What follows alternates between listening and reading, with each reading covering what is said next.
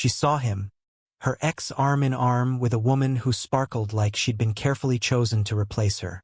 Emma's chest tightened, fingers trembling around her clutch. She could not stand there and let his eyes land on her alone. Not tonight. Not with that slow, smug smile she knew too well. So she did the unthinkable. She crossed the marble floor, reached for the first hand she found, warm, steady, a stranger's hand, and whispered, "Please, just play along." He looked up, hazel eyes, calm voice. "There you are, darling. I was starting to wonder." Her ex froze. The stranger didn't. He laced their fingers, lifted her knuckles to his lips, and led her away like he'd been waiting to do it all his life. She thought it was survival. She didn't know yet. When she grabbed for safety, she'd taken hold of a man who wasn't planning to let go. The Gala looked like money had dressed itself in light. Crystal chandeliers dangled like frozen fireworks, gilding the room in a warm, flattering glow that made everyone look a little more certain of themselves.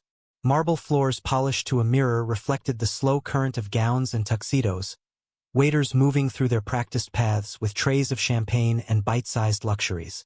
Even the air felt curated, perfume layered over wax and something that pretended to be roses. Emma Clark hovered near the entrance, smoothing the navy dress she'd found on a clearance rack and promised herself would count as classic. It almost did. A stubborn zipper tugged when she breathed too honestly, and her heels cut at the soft skin near her toes like penance for showing up. She wasn't here to perform. She was here to drop the gift she'd wrapped with careful tape and leave before her courage remembered it had somewhere else to be. A waiter floated by with a flute of champagne. She took it for something to hold. If she kept her eyes soft and her posture calm, she could be invisible. That had been the plan right up until she saw him. Logan. The name landed in her chest like a stone dropped in a still pond. Shock first, then rings of memory rippling outward. He was taller than she remembered, or arrogance gave him inches. Sleek tuxedo, that hair she used to touch without asking. The woman on his arm wore emerald silk and the kind of diamond that made cameras behave. Together they looked inevitable. Logan saw her almost instantly. His mouth curved into the slow smile that once felt like a promise and later revealed itself as a threat you had to squint to read. He tipped his chin the smallest degree. He was coming over. Of course he was coming over. Emma's lungs forgot their job. The room compressed. She imagined the approach. His Emma shaped to sound generous. The quick scan of her dress. The woman at his side performing polite superiority. The humiliation would be gentle, which somehow made it worse. She could pretend not to see him, dart behind a floral arrangement and wait for courage to return. But the seconds were already collapsing. Her gaze skimmed the room for an exit and found, instead, a possibility. A man standing by the grand staircase, tall and still, a charcoal suit fitting him like it had been negotiated. He wasn't performing for anyone. He read something on his phone with the composed indifference of someone who didn't need the room to know he was there. Emma moved. The decision arrived the way instincts do, formed fully and late, as if it had been waiting backstage. She set the champagne onto a passing tray, felt Fizz lick the back of her hand, and crossed the marble as if the floor were a lake she'd practiced walking. She reached him and didn't give herself time to analyze what a sane person would do. She took his hand. Warm, certain, the relief of a railing when the train lurches. "Please," she whispered, eyes lifted to meet his. "Just play along." The man looked up from his phone. Hazel eyes, flecked with green like a leaf in sunlight, took her in. Surprise flickered, and from behind her, close enough for the chandelier light to catch in his teeth, came Logan's voice. "Emma!" The stranger's fingers shifted, turning their contact into an interlacing that felt chosen. He didn't look toward the voice. He looked at her and found the exact right line with unnerving ease. "There you are," he said warmly. "I was beginning to think you'd changed your mind." His thumb pressed once against the base of her fingers. Barely there, entirely steady. The room seemed to tilt back toward balance. Logan arrived with the practiced grace of a man who'd never collided with furniture in his life. The fiancée glided at his side, emerald whispering against marble. "Emma," Logan said, like a toast he'd won. "What a surprise." "Logan." Her voice held. He looked at their joined hands. Assessed. Calculated. "And this is?" The stranger didn't hesitate. "Daniel," he said, turning just enough so their hands were impossible to ignore. "Her partner." Partner. The word touched Emma and kept going. Past the pretense. Into an ache she hadn't identified. It supposed a history they didn't have and a future she hadn't allowed herself to imagine. It steadied her anyway. The fiancé's polite smile traveled Emma's dress like a scanner. "Lovely to meet you," she said, already done meeting. Daniel lifted Emma's hand and brushed his lips across her knuckles. Not a flourish. Not possession. The kind of public affection you give when you know the person you're with can only hold so much attention at once. "Shall we get some air?" he asked, pitched for her alone. "Yes," Emma said, grabbing the life raft of the word. Logan's smile thinned. "Enjoy the evening." They already were. Daniel guided Emma through the current with a hand that didn't steer so much as accompany. The crowd parted with the unconscious accommodation people give to someone whose confidence reads like a credential. When they reached the terrace doors and the cool night slid over her skin, Emma discovered she was still holding his hand like a lifeline. She loosened her grip. He didn't immediately take his back. "I'm sorry," she said, words tumbling out with the breath she'd been withholding. "That was... I shouldn't have..." "Effective," he said. The corners of his mouth softened. "And well executed." She let out a sound perilously close to a laugh. "I didn't give you much of a choice." "You gave me one," he said. "I took it." "Why?" He looked over the city, windows stacked like stories in progress, and then back to her. "Because you looked like you needed someone to hold on," he said simply. "And I had a hand." Something unclenched behind her ribs. The part of her that usually apologized for existing went quiet. "I'm Emma," she said, manners surfacing now that she felt human again. "Thank you for... whatever that just was." "Daniel," he answered, like a name he didn't mind repeating. "And you're welcome." She studied him now that she wasn't drowning. Early to mid-30s. Tousled hair that fought the idea of perfect. A suit whose quality announced itself by refusing to brag. A watch that looked like it would outlive a family. Not handsome in the glossy way, but in the kind that made people say his name more softly the second time. "You're very good at pretending," she said, a wry lilt around the words. "I wasn't pretending." A beat. Then, improvising. "Is that better?" It felt real. From inside, a trumpet tried to be jazz.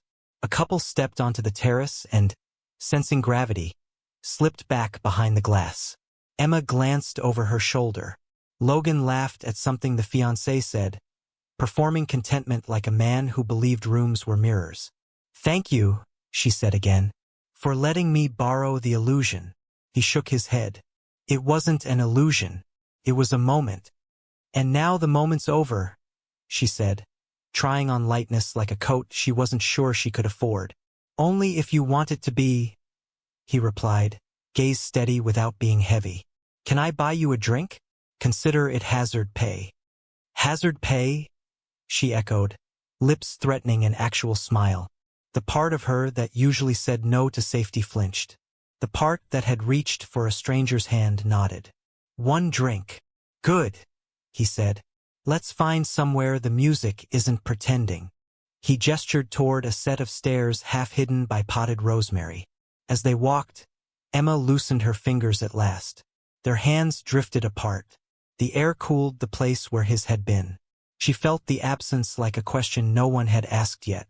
He didn't let the door close behind her. The rooftop lounge felt like an exhale. Amber light, soft jazz that didn't apologize. The city spread below like a language you could learn if you listened long enough. Planters of olive and rosemary shaped corners into shelters. A host glanced up and, with a nod that seemed oddly familiar, asked, "Your usual table, sir?" Emma's head turned. "Usual?" She tucked the thought away before it could bruise something delicate. "Something by the edge," Daniel said. "For two." They settled at a small round table where the railing framed a portrait of the skyline. The candle between them burned low and steady. A server arrived with a smile and a leather folder they didn't need. "What do you like?" Daniel asked. "Wine? Something softer?" "Softer," she said, grateful he'd asked like both were respectable. "Citrus, maybe?" He nodded. To the server, a yuzu spritz, light on the bitter, and an iced rye single cube. The server smiled as if she'd written it down before he spoke. "Of course." Emma smoothed the napkin into her lap to give her hands something to do. The wind brushed hair against her cheek and she tucked it behind her ear, acutely aware of being watched, only not appraised. "Seen.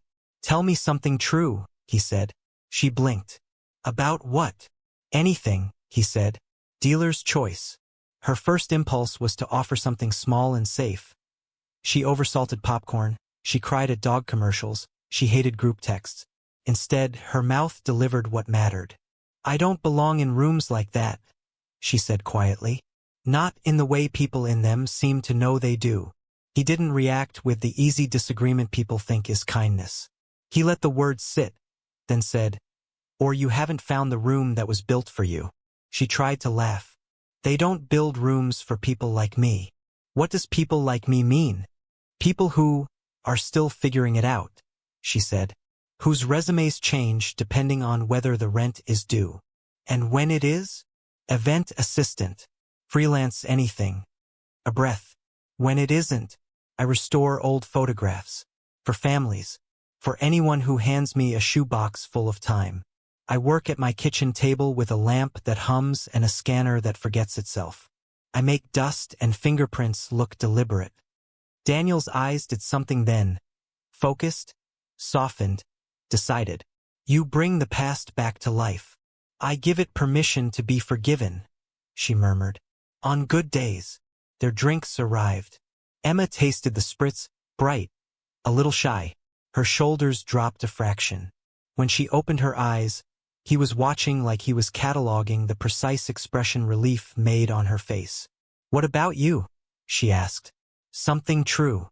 He considered. "I'm excellent at disappearing in rooms where everyone knows my name." "That sounds backwards." "It is," he said. "But useful." "For who?" "People with expectations," he replied. "Which is sometimes everyone but me." Emma turned the glass in her hand, condensation cooling her skin. "You sound like a man who spends a lot of time doing things he doesn't like." "You're not wrong." "Then why do you keep doing them?" He looked at the city. Sometimes the weight of expectation feels heavier than choice. He met her eyes. "Sometimes you forget there's a difference." She knew that feeling in her bones. They ate candied rosemary the kitchen sent without asking and laughed at how grown-up sugar could wear cologne. She told him about a grandmother who'd kept every blurry photo because it was the only one of a cousin's wedding where everyone had blinked at the same time. He told her about a lake his family visited as a ritual, the only place he remembered his father's laugh sounding like it belonged to him. "Do you come here a lot?" she asked, nodding toward the space that had greeted him like it knew his schedule. "Often enough they stop offering a menu," he said. "Because you always order the same thing?" "Because I like being recognized and left alone in equal measure." The server passed. A couple at the next table glanced over with that look people give when they're sure they know you from somewhere they can't place. Daniel's face didn't change. Emma tucked the observation into the drawer with usual table. "When I grabbed your hand," she said, "you didn't hesitate." "My body decided before my head," he said. "That seems dangerous." "It can be," he admitted. Tonight it wasn't. Her phone buzzed face down on the table. She ignored it. His buzzed too, screen lighting his jaw. For a breath, something hard crossed his features. He flipped it over, let it stop buzzing, and slid it into his jacket pocket. "You can take it," she offered. "I won't," he said. "Not now." She didn't ask why that felt like a promise. They lingered. Spritz gone. Rye a thin line of amber. The lounge softened toward midnight. At some point, the silence between them graduated from awkward to comfortable without asking permission. "Walk?" he asked. "Okay." They traced the railing, city wind lifting the hem of her dress. Below, a siren mourned and then forgot itself. Inside, the gala returned to its performance. Out here, the night told the truth. "Do you ever look at all the lit windows and try to write their stories?" he asked. "All the time," she said. "I guess it's how I forgive strangers for being strangers." "What matters?" he said. "Anything you can't put back once it breaks," she answered, and then pretended she hadn't. He glanced at her with a softness that made her want to stare at her shoes. "You keep saying you don't belong in rooms," he said. "But you're very good at building them with your sentences." She laughed, surprised, then conceded with a shrug. "Occupational hazard." They circled back to the stairs. At the top step, something hovered. Not a kiss, not a speech, a possibility. He pulled a pen from his pocket. "May I?" She offered her hand. He wrote his number on her palm. Neat, unhurried numbers anchored by a period like a full stop that didn't feel like one. His thumb lingered at her pulse, not possessive, curious, confirming. "There you are. Text me your favorite window in the city," he said. "I'll meet you there." "Do you collect windows?" "I do now." They left the rooftop as they'd arrived, side by side, not touching. Something between them warmed and waiting. At the top of the terrace stairs, he paused. "Emma." "Daniel. I'm glad you grabbed the right hand." She failed at not smiling. "Me too."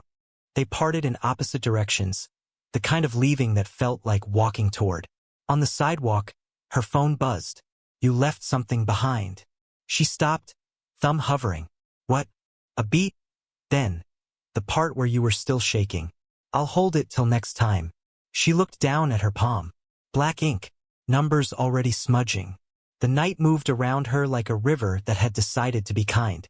Emma waited 3 days before she texted. Not to play a game. Her life didn't have space for games. But because naming a favorite window felt like putting a palm on the glass of a life she kept private even from herself. In the end, it was easy. "There's a bakery on 5th. Big corner window. I like to watch people eat pie like it's salvation. 7 p.m.? The reply arrived too fast to have been written without anticipation. "Salvation pie. I'm in." The bakery lived on the corner like a friendly secret, fogged glass. Chalkboard specials curved into a cheerful hand. The bell above the door ringing a tone that made people straighten their shoulders and remember they were allowed comfort. Inside, small tables held couples and solitary readers, and a boy in a soccer jersey staring at a slice of cake like it contained a wish. Emma chose the table by the window because of course she did. She almost convinced herself he wouldn't come. Then the bell chimed and the air changed. Daniel crossed the street in a dark coat, the kind that made Cold think twice. Heads tilted the way they always tilt when a person arrives who seems to know where he's going. "Pie salvation?" he said as he slid into the chair across from her. "Sacred ritual," she said. "Apple. Always apple. 2 slices of apple," he told the woman at the counter when she came with a pencil behind her ear. "And coffee for me. Whatever she drinks, double." "Tea," Emma said. "Black. The kind that forgives milk." The woman nodded like she'd known the order before they gave it. They ate warm apple under a crumble lid that tasted like childhood solved. Cinnamon drifted up. They talked about nothing until nothing softened and turned into everything. Emma told him about the photograph of a sailor she'd restored last week. How the granddaughter had cried when she saw the crease ironed from his smile. "I think it wasn't the picture," Emma said. "It was proof the past hadn't been careless with her." Daniel told her he read biographies the way other people watch documentaries, to understand how people survive themselves. "It helps," he said, "to find out the ones we admire were messy in the exact same shapes we are." Between bites, she studied him. Not the suit, he wasn't wearing one now. The person. The way he listened like he'd been waiting to. The way the staff glanced over and then away, not surprised to see him in a soft-lit corner. Usual table, her mind supplied, unhelpful and not entirely wrong. "You could have not shown up," she said. "Could have chalked the other night up to charity." "Did it feel like charity?" he asked. "No," she admitted. "It felt like someone climbed into the moment with me and refused to let it sink." Then I wanted to see if it was repeatable, he said. And is it? His smile said obviously. The rest of his face said careful. After pie, he walked her along Fifth Avenue where the city had arranged its lights just so. He shrugged off his coat when she shivered and placed it around her shoulders like he'd been instructed by an older generation. She protested. He refused politely. Stayed. They stopped at another window, her second favorite. She realized as soon as she saw it. A bookstore that had forgotten it was supposed to be a business and remembered it was a sanctuary. Lamps glowed like patient moons. Someone sat on the floor in the poetry aisle, reading to someone else who leaned against a shelf with their eyes closed. This one, she said. Of course it is, he answered as if he'd known. They stood in the reflected light and watched strangers be gentle to each other in public. It felt like trespassing and permission at once. Sometimes, Emma said, I think I should have been a person who fits in a room like that without buying anything. Just sits and breathes and belongs. You already are, he said. You don't know me, she said softly. I know how it feels to want a place to set your whole self down, he replied. Even if you don't stay. She turned to him. Where do you set yours down? He hesitated. Somewhere under the moment, a pressure changed the weather. Nowhere long enough, he said. His phone buzzed again, louder this time. Insistence wrapped in etiquette. He glanced at the name. Emma saw the flicker. Duty knocking like it paid the mortgage. He silenced it, put the phone back in his pocket. You can, she started. I don't want to, he said. They walked until the coat took on her shape and the night took on theirs. At her building door, he waited for the click of the lock before he turned away. She climbed the stairs with the sense that something in her had been pressed into warm wax and sealed. The next morning, curiosity climbed into the chair across from her. She opened her laptop and typed his name the way you type a question you're not sure you want answered. Daniel Archer.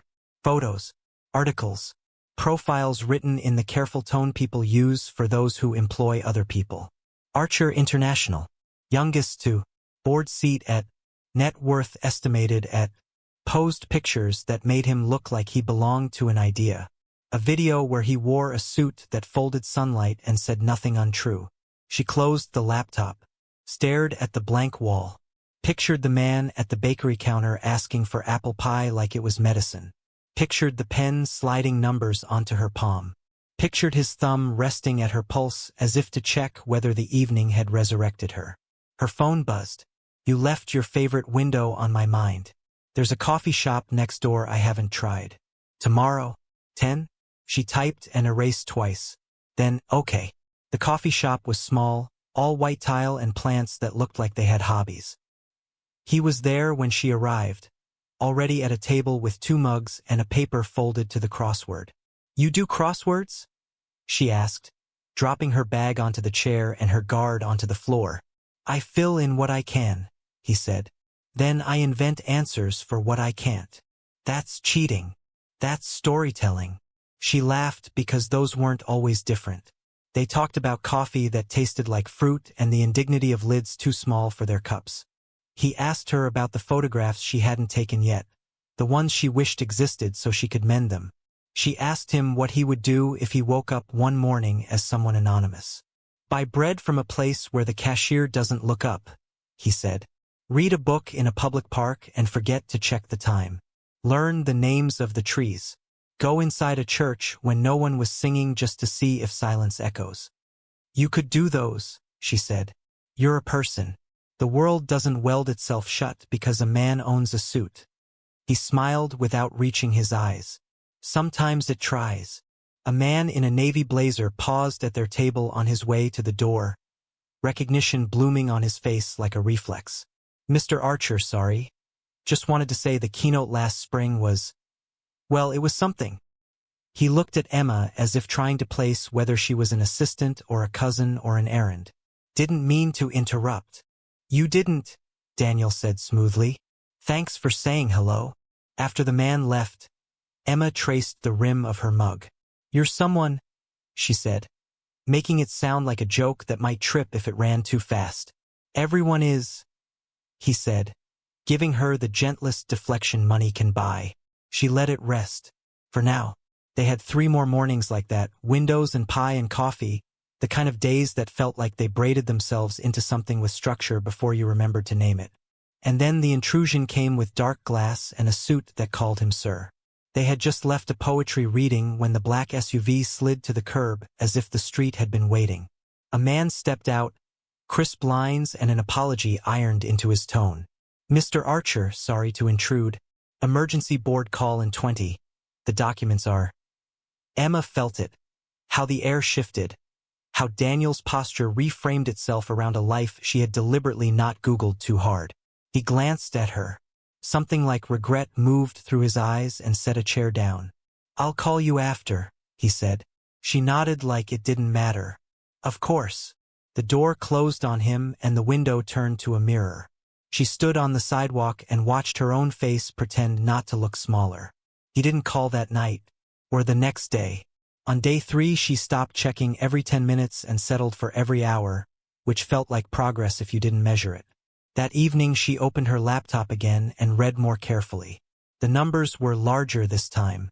The titles sharper. The men in photos older. The captions used words like visionary as if it were a job. Her phone buzzed against the table, skittering a little with the force. "I'm sorry," his text said. "I should have explained things sooner. Can we talk?" Emma typed and erased twice. Then, "I don't know if I can do this. I'm not like the women in your world." A pause that felt like watching a kettle decide. Then, "That's exactly why I'm still here." She closed the laptop. The apartment went quiet in the particular way spaces do when a decision is forming. She opened a folder she hadn't touched in 4 years.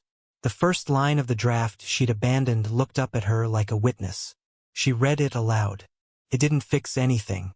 It made something inside her stand up anyway. The next morning, a message arrived without the nerves attached. Favorite window changed. Meet me at the small courtyard off Maple, noon. When she arrived, he was waiting on a bench under a maple that had decided to be red. No suit. Sleeves rolled. The look on his face that said he wasn't expecting forgiveness. Only the chance to earn presents. He stood. "I'm not asking you to learn my world in a day," he said before hello could complicate anything. "I'm asking if I can keep meeting you in the places where you feel like yourself." She considered him. Considered the map of the last weeks. Considered the way his hand had felt when she needed it. "Okay," she said. He exhaled like a man who had been underwater and found shore by accident. They sat. They watched a child chase pigeons and an old man read the sports page with glasses he'd misplaced on top of his head. For a while they spoke in the easy grammar of people who had decided to try again. Then the pigeons startled and the world, like it always does, kept going. For a while, Emma let herself believe his promise, that they could keep meeting in the places that felt like hers. And Daniel made it easy to believe. He didn't bring black cars or boardrooms to their windows. He brought coffee, pie, questions. He asked about the photographs she hadn't dared to touch yet, the ones so damaged she feared she'd ruin what little was left.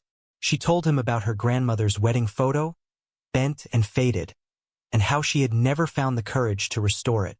"You're afraid of losing it," Daniel said. "I'm afraid of changing it," she admitted. "What if I erase the proof of who they really were? What if the imperfections are the point?" His eyes softened. What if the imperfections are just waiting for someone brave enough to see past them? She looked at him too long then, feeling the weight of what he meant. Not just about photographs. But reality has a way of dripping back into even the sweetest moments.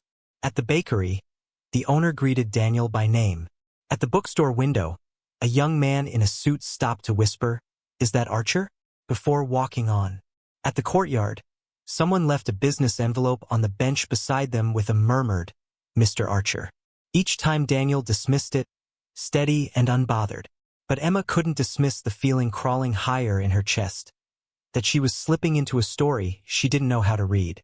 One evening, as they left the bakery, rain began to fall.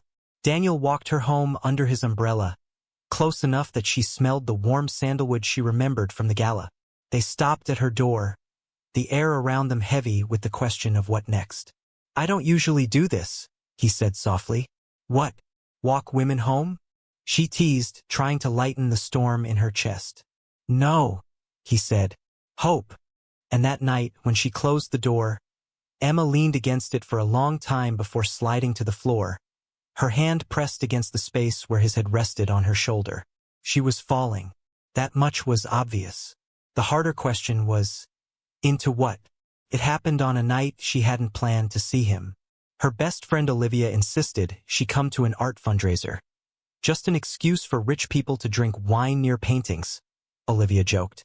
Emma almost declined until Olivia added, Come on. You need to wear that green dress you never take out of the closet. So she went. The museum was crowded, laughter echoing under vaulted ceilings, champagne glasses ringing like tiny bells. Emma wore the dress and borrowed confidence from its sleeves. She was scanning the room for Olivia when she heard it. Mr. Archer. Daniel turned at the greeting, immaculate in black tie, surrounded instantly by men with firm handshakes and women who leaned too close. His smile was polite, distant. The one she hadn't seen him use with her. Emma froze. He hadn't told her he'd be here. He hadn't told her he was the host. A man at her side murmured, Archer's pulling in half the donors tonight. That family's basically royalty. The words sank like ice. Emma tried to retreat into the crowd, but Daniel's gaze swept across the room and found her. For a fraction of a second, something real cracked through his practiced charm. He excused himself and crossed the floor. Emma, he said, voice quieter now. You came. You didn't tell me you were. She gestured at the banners with his company's name printed in gold. This, he exhaled. I didn't want this to be what you saw first. But it's who you are. It's what I do, he corrected. Not who I am. A woman in emerald sequins approached with a smile too polished. Daniel, the trustees are waiting. She glanced at Emma like one glances at a misplaced coat. I'll be there, he said firm. The woman hesitated, then retreated. Emma stepped back. This is your world, and I don't fit in it. You don't have to fit, Daniel said, urgency edging his calm. You only have to be. But the words rang hollow against the laughter and crystal of the room. Around them, people looked at her the way Logan's fiancée once had, politely, dismissively, as if calculating the mistake. Emma felt the humiliation rise hot in her chest. I can't do this, she whispered. I can't be the person they point at and wonder how she ended up here. His jaw tightened. Do you think I care what they wonder? You will, she said, her voice breaking. Maybe not tonight, maybe not tomorrow, but someday. She turned before he could stop her. The crowd swallowed her whole. Days passed without words. Daniel didn't chase her, and Emma hated him for respecting that. She poured herself into work, restoring photographs until her eyes blurred. But at night, the silence filled the room like water. One evening, she found an envelope slipped under her door. No note, just a single photograph inside, her grandmother's wedding picture, restored. The crease smoothed, the colors warmed, the smile alive again. On the back, in neat handwriting. Sometimes imperfections are waiting for someone brave enough to see past them. Tears blurred the print. She pressed the photo to her chest, shaking. But she didn't call him. Not yet, because the voice inside her still whispered, You'll never belong in his world. 2 weeks later, Olivia dragged her to a small art gallery on Maple Street. Emma went only because she was tired of her own silence. The gallery was intimate. Brick walls, string lights, canvases hung close like secrets. At the center of the room stood a display table stacked with old photographs, restored and framed with care. Emma's breath caught. They were hers. Every photograph she had ever worked on, every piece she thought the world had no space for, displayed like treasures. Beside the display, a small card read, Curated by Emma Clark. She turned sharply. Daniel stood a few feet away, hands in his pockets, watching her not with triumph, but with quiet hope. You did this? She whispered. I only rented the room, he said softly. The work is yours. The credit is yours. She shook her head, tears spilling. Why? Because you think you don't belong in rooms like mine, he said. So I built one that belongs to you. The words shattered something in her, not with pain but release. All the doubts, all the whispers that said she wasn't enough, they fell away under the weight of his truth. She stepped closer, her voice trembling. When I grabbed your hand that night, I thought I was just escaping. Daniel's gaze held hers. Maybe you were finding where you were meant to be. Her chest ached with the force of it, the possibility, the risk, the hope. Slowly, she slid her hand into his again, the way she had that first night. Only this time she wasn't trembling. This time, she said softly, I'm not letting go. His fingers closed around hers, steady and sure. And for the first time in years, Emma believed she hadn't grabbed the wrong hand. She'd simply found the one meant to hold hers. And that wraps up today's story. Now we want to hear from you. Where are you watching from? Drop your city or country in the comments, and let's see how far these stories reach. If this story moved you or gave you chills, give it a like, share, and subscribe for more powerful stories. One last thing, rate the story from 1 to 10 in the comments. Your feedback helps us bring you even better ones next time. Thanks for watching. We appreciate you being part of this storytelling journey.